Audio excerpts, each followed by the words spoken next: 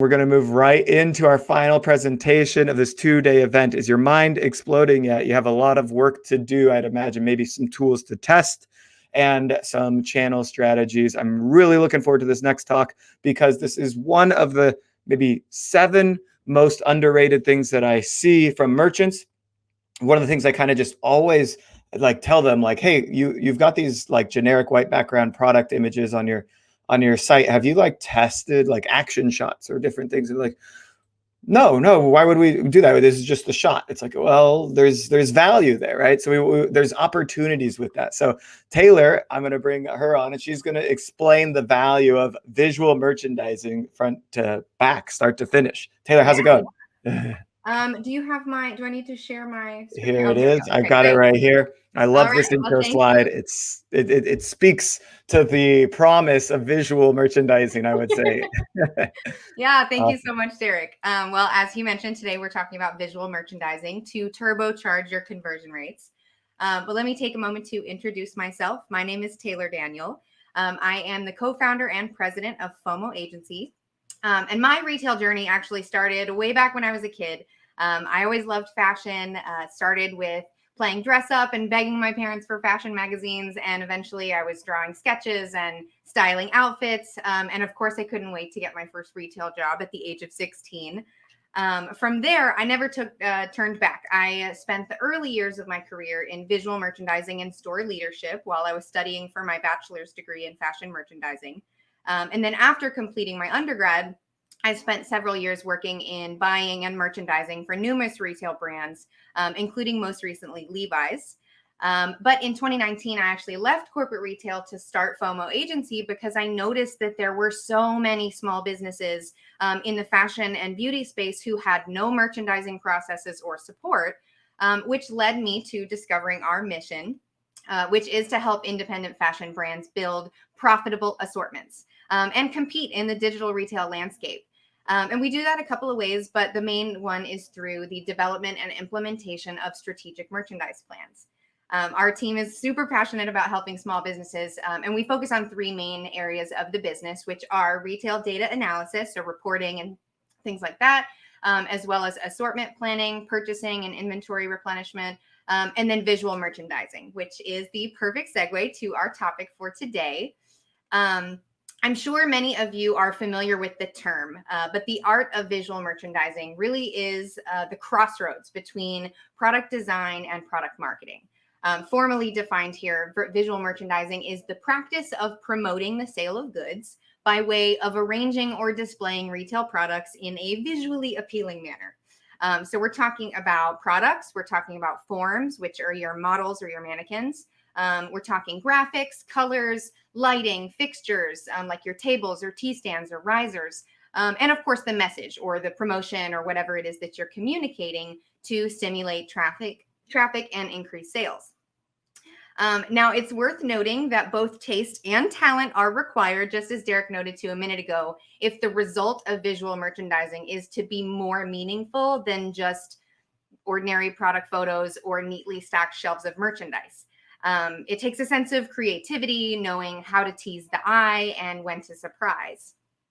So a visual merchandise plan is your 12-month calendar, or however long you want it to cover, that you build to dictate all your high-level display decisions for the year. That could be any major themes or focal points or seasonal stories, things like that. And your visual merchandising plan should also align with any events or promotions or holidays that are on your marketing team's content calendar. This is why it is so important for your visual teams to collaborate early and often, both with design and marketing, as they all march forward on their separate deliverables. Now, historically, visual merchandising has been thought of as just, window displays and mannequins inside brick and mortar stores. Fortunately, technology has opened so many doors for visual merchandisers in a brick and mortar environment, but physical stores are really just the tip of the iceberg. Fundamentally, visual display tactics haven't changed that much as it relates to e-commerce, but it's pretty obvious that the retail environment has changed with no signs of slowing down. And while all these changes are exciting, it's necessary for us in the industry to redefine what visual merchandising is for a modern retail brand. So, why does visual merchandising matter? Well, it's important for a number of reasons. Number one, the human's attention span on average is only about 8 seconds, which remarkably is shorter than the average goldfish. Number two, 65% of people identify as visual learners. So showing instead of telling is really important. And number three, visual aids increase message retention by up to 42%. So because of all of this, e-commerce merchants need to make strategic visual decisions that go way beyond just building a clean, responsive website. Without visual merchandising, your customers are less likely to understand your assortment, they're less likely to connect with your brand, and they're also less likely to make a purchase with you. But a visual merchandising plan can help you tap into the psychology behind consumer behavior to increase sales and productivity and even inventory turnover rates, in addition to driving important e-commerce metrics like traffic, conversion, and retention. So what are the goals of visual merchandising? We've covered the ultimate goal, which is to generate a sale, but there's a number of other important objectives involved. Number one, inspire and engage shoppers to check out your whole collection. Number two, it makes it easier for shoppers to locate the merchandise that they're looking for. Number three, it enables shoppers to coordinate outfits or accessorize and bundle products on their own without the help of an associate. Number four, it provides information on sizes or colors, prices, ongoing promotions, and things like that. Number five, it communicates important features and benefits of your product. And number six, it makes the shopping experience more comfortable and convenient. And we know that when your customers feel at ease in your shop, they are significantly more likely to make a purchase. So how can visual merchandising be used online? What does it mean to do visual merchandising in an online store? Well, in a physical store, customer experience is driven mostly by discovery. Products are thoughtfully and strategically placed on the customer's route throughout the store, from the door all the way to the cash wrap. And it's a process from the moment they walk in to the fitting room to the cash wrap, and even on their way out the door. Visual merchandising within the context of e-commerce is meant to do the same thing. It guides the customer through the buyer journey as smoothly and quickly as possible, while presenting them with the most relevant products and promotions before they move on to the next site. So here we have the three primary tools that are used to create online product displays. The first is product styling and, of course, placement of those products throughout the website. Number two is product photography, including editorial or lifestyle shots like Derek hinted to earlier, action shots, as well as the individual product photos that are just on a white background. And graphic design, which is essential for creating website banners and landing pages, sale banners, and lots more. Where can visual merchandising be used for online brands? Well, first and foremost, your website is obviously your biggest opportunity. It's your owned real estate, first of all. But aside from the hero banner, you have about the next 1 to 2 scrolls worth of screen space to capture your customer's attention. You can do that with, a product category. Maybe it's a link to your sales section or a landing page to your newest collection, whatever it is that you want to promote. Also, product display pages or PDPs are a great place to use the content that you generate from your visual merchandising plan.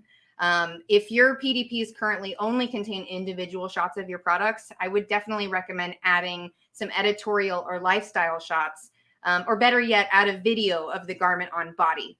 This type of imagery is way more likely to result in conversion when compared to simple product photos over the white background. And then finally, of course, social media. All the graphics and the content that you make for your website can easily be spun into content for social ads, even email campaigns, which of course is one of the beautiful things about running a digital brand as opposed to a physical one. So let's review a few key differences between visual merchandising in the context of a brick and mortar store and what that looks like online. So first of all is window displays. Window displays are to brick and mortar as your website homepage is to e-commerce. So this is your opportunity to wow and delight your website visitors, as well as a moment to communicate any pertinent information about new products or promotions that are going Next is your store layout or your floor plan. In a brick and mortar store, the equivalent online would be your sitemap or navigation menu. Obviously, menus provide shoppers with an easy way to navigate your site, although it's worth noting that too many choices can feel overwhelming. So my recommendation would be, if you carry lots of different product categories, it's best to show only the primary categories in your navigation bar and then utilize subcategories to further drill down to what your customer is seeking without overwhelming them with too much choice. Next, in-store signage for a physical store is supplemented by banners and pop-ups in an e-commerce website. You can obviously include digital signage in banners like this on your landing page, or you can do it on product pages, on your blog, email campaigns, or even on social media. Next is in-store events. Similar to signage, in-store events in the context of an e-commerce store are replaced with event emails and social media posts. Obviously, the more buzz that you generate about a promotion, the higher your traffic and sales are both likely to be. Next is physical products. In a retail store, these are replaced with picture and video online. And as many people have touched on over the last 2 days, with the rise of video platforms like YouTube and TikTok, and of course, Instagram Reels, video content is not going away, and it's only going to continue to grow in popularity among consumers. Especially when we address the fact that Gen Z already makes up 40% of all consumers in the world. So the sooner that you start filming your products, the better off your brand will be. And then upselling, here we go. Upselling is obviously an e-commerce store lacks a sales associate who's right there to upsell and suggest related products. But thankfully, technology allows us to provide these tailored recommendations and even create custom bundles to drive incremental sales, which all works to drive up your units per transaction. And then the last major difference between brick and mortar and e-commerce is the checkout lane. We all know the checkout lane can be powerful. I don't know about you guys, but every time that I place my Instacart order, they always ask me if I forgot any of the items that I've purchased from them before. And I always end up purchasing a few more things. So David, who presented just before me, mentioned that the checkout is the most valuable real estate in e-commerce, and I couldn't agree more. Impulse purchases actually represent 40% of all the money that is spent on e-commerce. So the more personalized your product recommendations are at checkout, the higher the likelihood that they'll add it to their order, especially if you make it really easy, like one click. So next, let's cover, now that we've translated what visual merchandising is for an e-commerce store, let's explore the 4 most common types of retail product displays.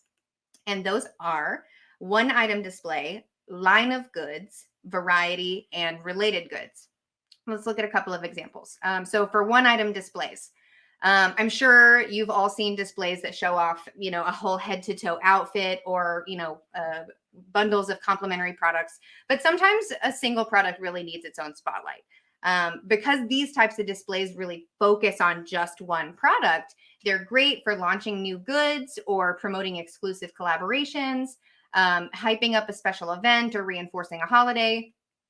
There's a few examples here. On the top left, we have this Nike window where they launched a new pair of basketball shoes, and they really amplified the impact of that shoe, not only through repetition of the shoe itself, but also by blowing that up and really allowing the customer to see those product details. On the top right, we have a Louis Vuitton handbag. This was the key color from their spring collection, and they launched this dramatic display with these oversized balloons and oversized ribbons to complement this color palette. On the bottom left, we have a Tiffany display where they promoted an exclusive engagement ring design that was launched just for Valentine's Day. And then on the bottom right, we have this example from Givenchy where they show off a star piece from one of their fall collections. So this display tactic, when it's executed creatively, is a great way to focus the attention of shoppers and promote whatever product it is you're highlighting. And the same can be said for online brands. So some tips to create displays, one item displays online. First and foremost, you want to be bold. Make those visuals pop. Contrast is definitely your friend here, and you want to make sure that your product isn't lost in the background. Number 2, stay on brand.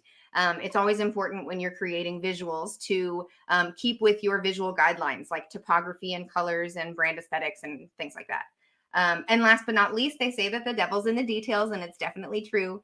So you need to make sure to get close-up shots, really focusing on any unique or desirable details about the product. Next up is line of goods displays. A line of goods display shows off a specific lineup from a single product category. So it could be a broad category like tops, or maybe a more specific category like women's short sleeve tops. The key really is just that all the products have the same end use. So how do we create a line of goods display for an online brand? A few simple rules to follow. Number one, don't overwhelm your target audience with too much to look at. Number two, be selective about what goes into the image. Whether you're talking about physical product, white space, fixtures, it doesn't really matter. All of these elements need to work together to support the line of goods. And of course, storytelling. You want to make sure to use storytelling to create effective line of goods presentations. And you do this by creating a connection between all the pieces that are shown together. That could be, all the colorways of a new style that you've just launched. It could be the, an assortment of new goods that are all from the same seasonal collection, or even goods that are all the same color, or maybe they repeat the same fabric. Next is a variety display. Aptly named variety displays feature just about everything but the kitchen sink. It's a collection of seemingly unrelated items that just happen to all be sold at the same store. These displays are super fun and obviously vibrant and eclectic, but they really allow your customers to view a wide range of products from your collection all at once. And with the rising popularity of vintage style and whimsical scenery, like you see in the window displays at Anthropologie, use of a variety displays has grown a lot over the last decade or so. And this strategy can be really effective for brands that sell any sort of lifestyle goods like home decor, houseware, accessories, even skincare or beauty, in addition to fashion or apparel related goods. So tips for creating variety displays online. The biggest tip I can offer here is to choose a theme before you start your display. The last thing you want is to go in without a theme and you pick a bunch of items that make it really difficult for you to tell a story. So the theme could be a vibe, a color, it could be a holiday, even a historical period. I've seen some where it's like the 20s.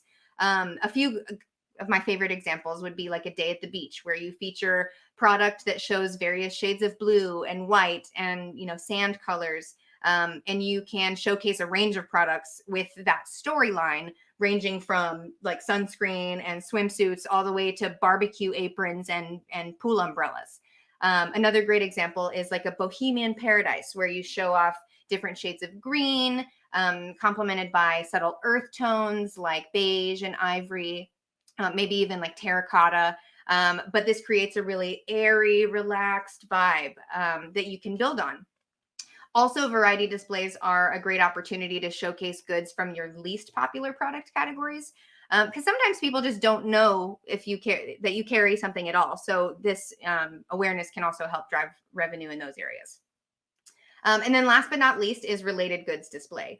This is actually the most popular type of retail display, especially in the fashion industry.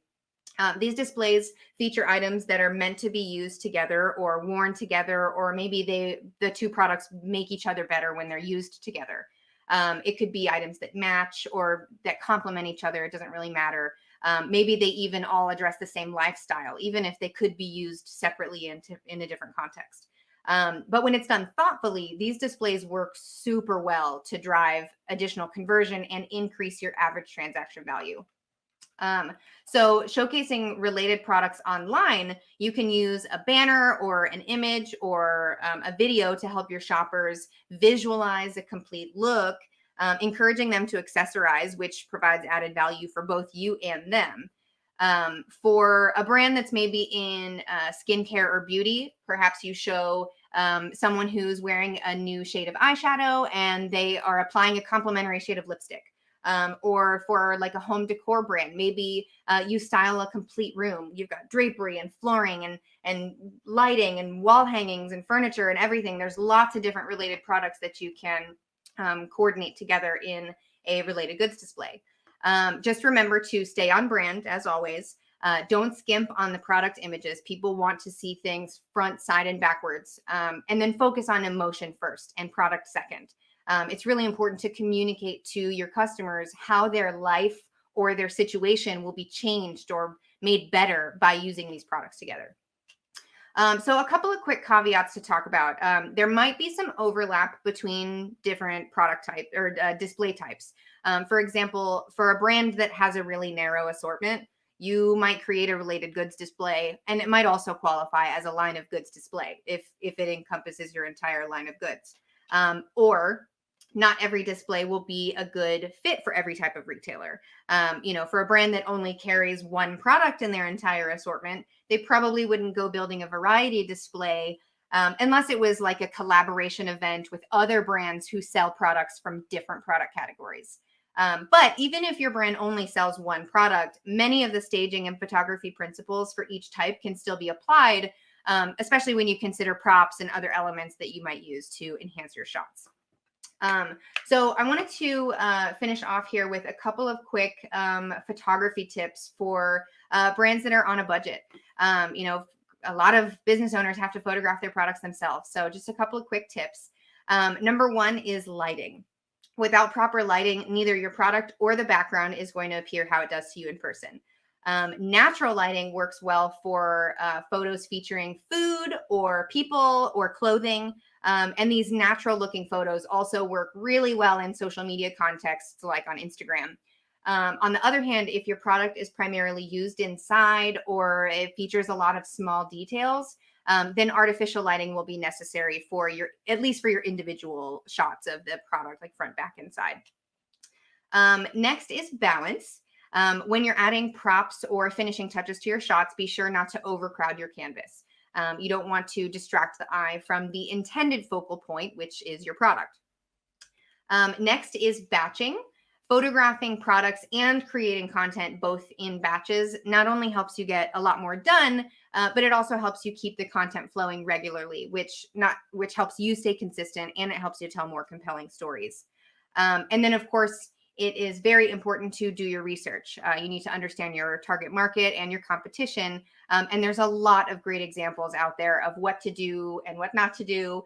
So you can find and follow accounts that, that you aspire to be like and get inspired by what others are doing well. So before I leave you today, I just wanted to share a quick glimpse into what changes are coming down the pipeline for visual merchandising, both in stores and online. So first and foremost, brands can expect demand for on-body video of goods to increase.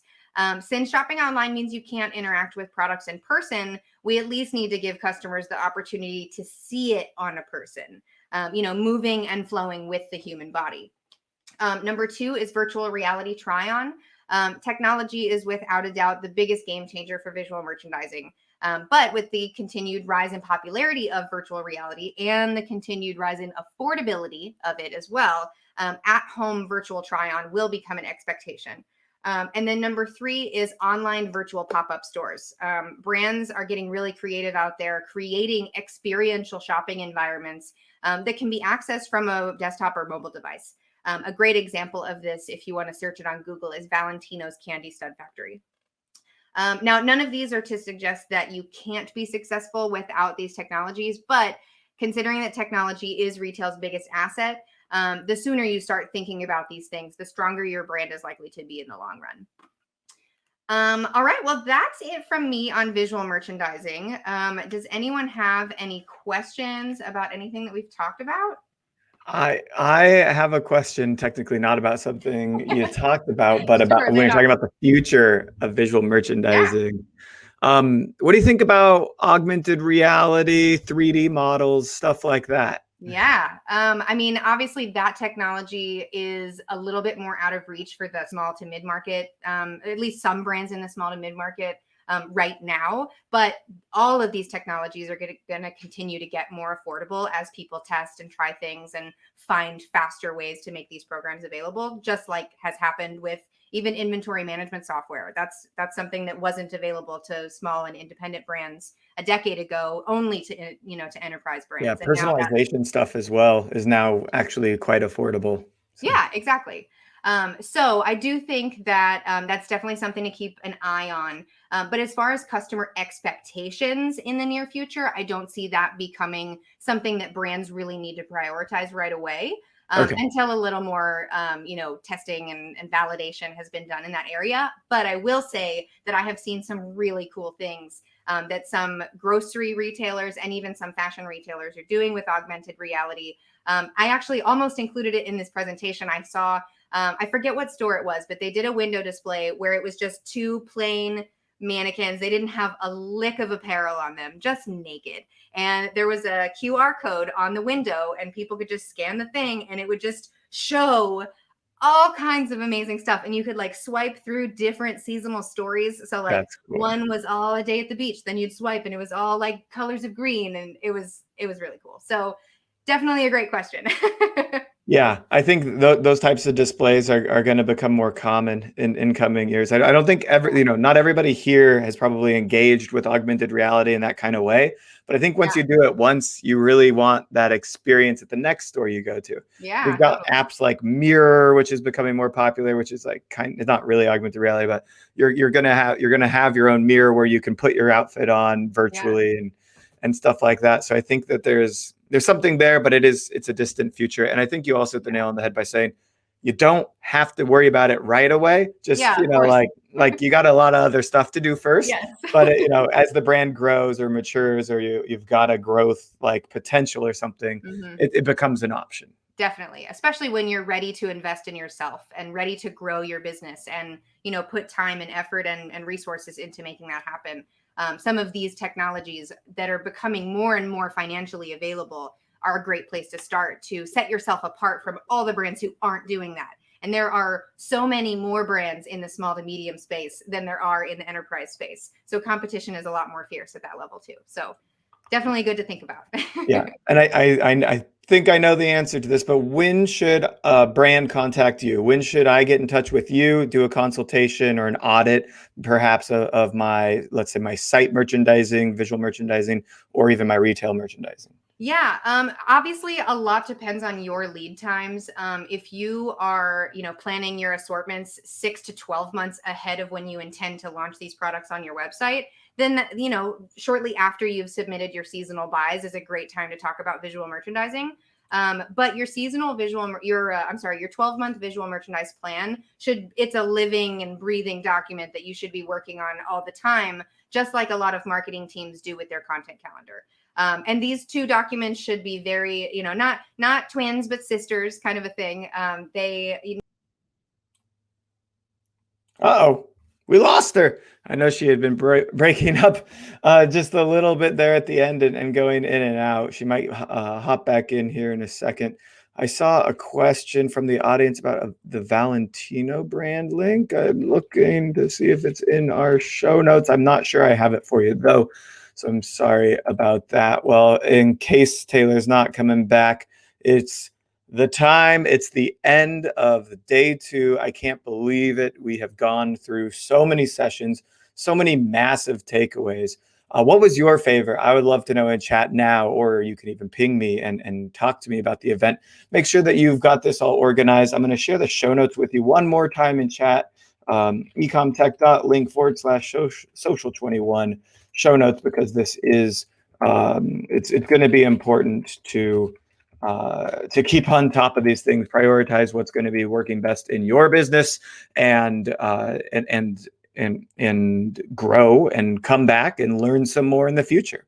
We've got D2CX going on right now over at, D2CX.com. I'll find you a link, ecomtech.link/D2CX. So if you really want to keep learning today, if you haven't had enough, you can go punish yourself by signing up here, following some more sessions by them. I'll be speaking tomorrow, by the way, at their event. And then, of course, we've got our digitally native vertical brand, which is the next one up in the Future of E-commerce series. Would love to see you there. That's dnvb.ecommercetech.io. I'm your host, Derek Haney from ecommercetech.io, where e-commerce teams go to research, discover, and buy the e-commerce tools they need to grow their store. Thank you so much to our sponsors. Let's see, we got Facebook, Gorgias, Recart, Octane, we had Quiet Light, Constant Contact, of course. Who else am I forgetting? Let me scroll through the list. All of our partners. Thank you to Taylor and FOMO Agency. Thank you to Shopify for joining us, of course. And thank you to you for showing up for this 2-day event. You'll get a recap email with all these sessions available on demand in the near future. And you'll probably get an email from me about future events, tool of the weeks, and things like that. I really look forward to seeing you at an upcoming event, or maybe even at a live event such as eCommerce Day LA in May 2022. Keep an eye out in your inbox for that. Thanks so much for joining us.